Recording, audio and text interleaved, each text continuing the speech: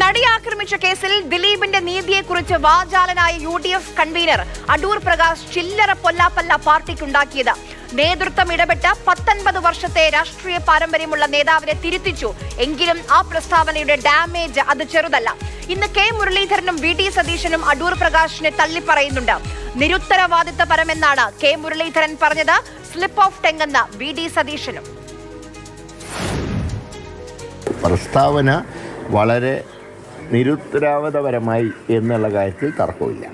അദ്ദേഹത്തിന് 19 വർഷത്തെ രാഷ്ട്രീയ പാരമ്പര്യമുണ്ട്.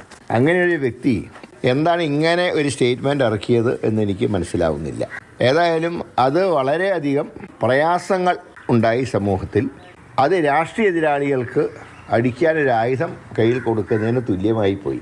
അത് UDF അഭിപ്രായം ഞാൻ പറഞ്ഞു. പിന്നെ അത് കഴിഞ്ഞിട്ട് KPCC പ്രസിഡന്റ് അതേ അഭിപ്രായം തന്നെ പറഞ്ഞു.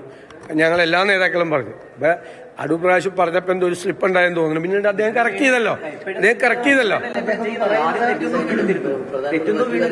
അതല്ലല്ലോ നമ്മുടെ അഭിപ്രായം അതല്ലെന്ന് ക്ലിയർ ആയല്ലോ.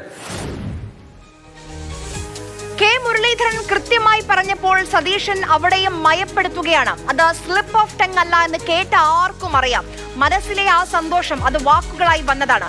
മറ്റൊരു കാര്യം കൂടി ഇന്ന് കെ മുരളീധരനിൽ നിന്ന് അറിഞ്ഞു. പാർട്ടി നിലപാട് പ്രഖ്യാപിക്കേണ്ടത് പാർട്ടിയുടെ കൺവീനർ അല്ല എന്ന്.